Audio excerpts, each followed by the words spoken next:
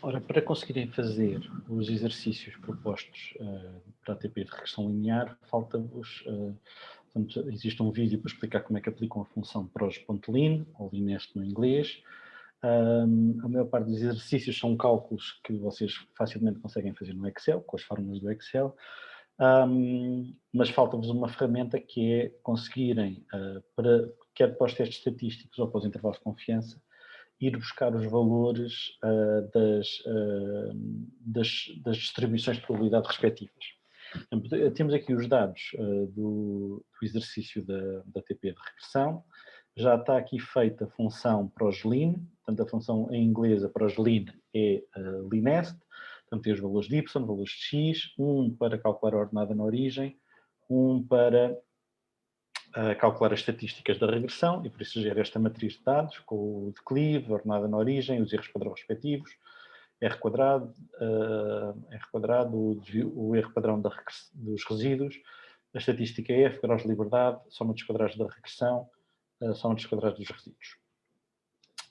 Então, uma coisa que temos que fazer é, como o linest devolve apenas a estatística F, temos que fazer o p-value. Obviamente vocês também podiam ter feito isto com o Analysis Toolpack, mas às vezes dá jeito para ter os valores, para usarem fórmulas, a fazer com o pros.lin, mas o pros.lin dá-nos a estatística F, mas não nos dá o p-value associado.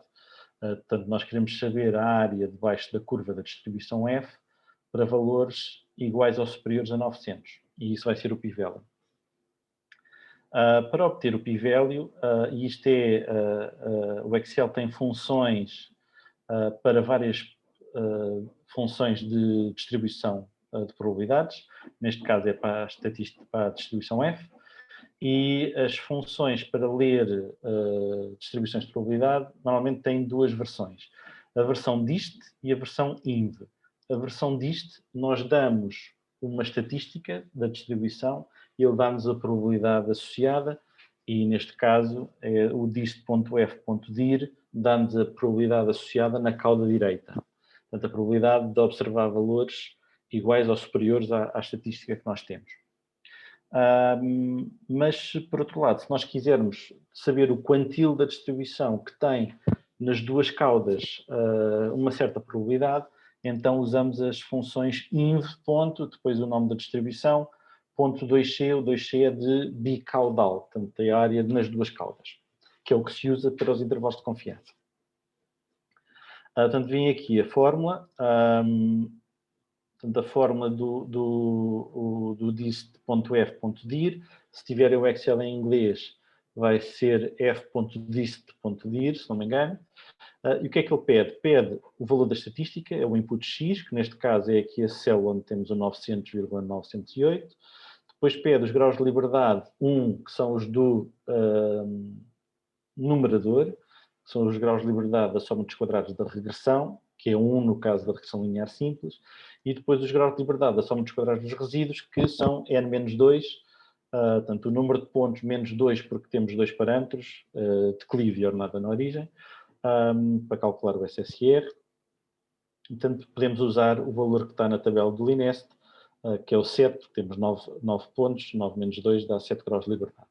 Quando executamos a fórmula, ele devolve-nos o p-value, portanto 1,17 vezes 10 a menos 8, é um valor extremamente pequeno, portanto podemos facilmente rejeitar a hipótese nula, portanto, e aceitar que existe uma relação de dependência entre o y e o x. Depois, a outra situação em que vão ter que aplicar também o cálculo do p-value é para os testes dos parâmetros, se os parâmetros m e b são estatisticamente diferentes de zeros. Para aplicar esse teste, vou fazer só para o m, portanto tem a estatística do teste, que é o valor do m a dividir pelo erro padrão do m, e está dentro da função ABS, a função do ABS que calcula o valor absoluto.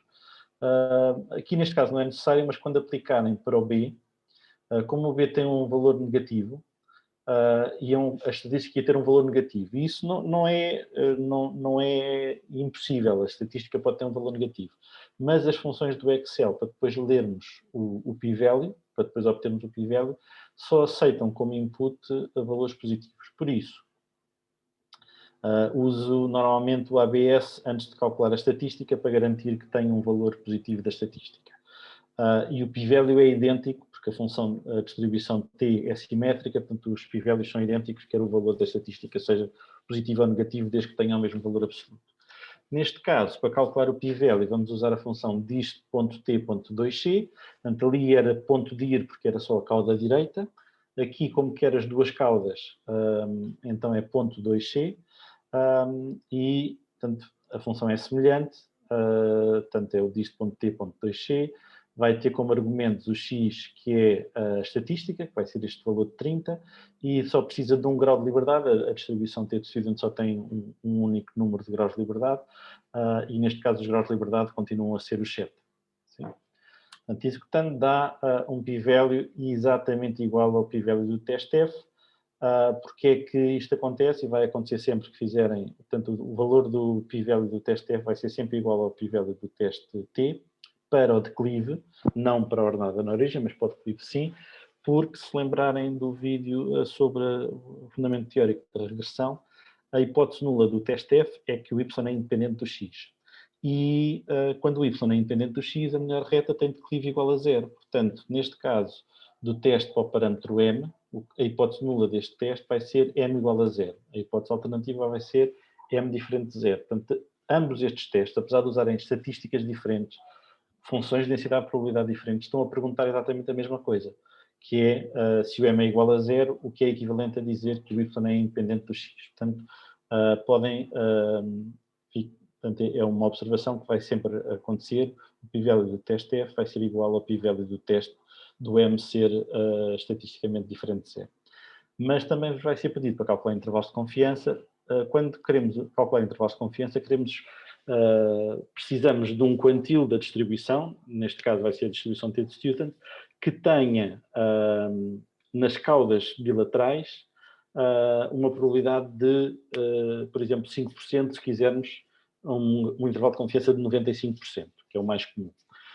E então, neste caso, precisamos desse quantil. Esse quantil vai-se obter não com as funções dist, mas com as funções inv, portanto, inv.t.2c, 2c porque é das duas caudas, porque o intervalo de confiança é bilateral, sempre. Um intervalo de confiança é sempre bilateral. Tenho aqui um erro na palavra quantil. E então esta função, inv.t.2c, se for a função na versão inglesa, vai ser t.inv.2c, tem como argumentos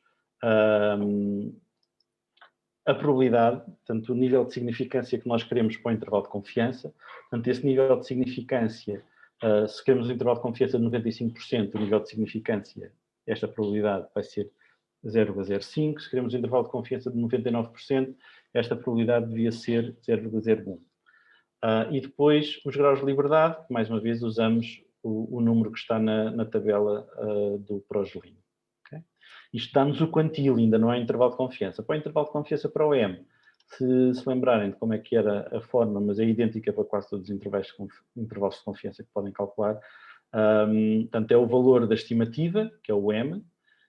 Para o limite inferior, vamos usar o menos o valor do erro padrão, do seu próprio erro padrão, do SM, vezes o quantil da distribuição T de student.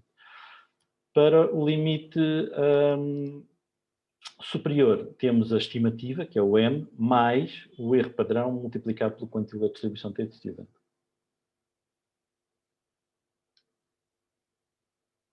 Portanto, o intervalo de confiança, portanto, o M tem uma estimativa de 0,125, mas com 95% de confiança, o valor do M está entre 0,115 e 0,135.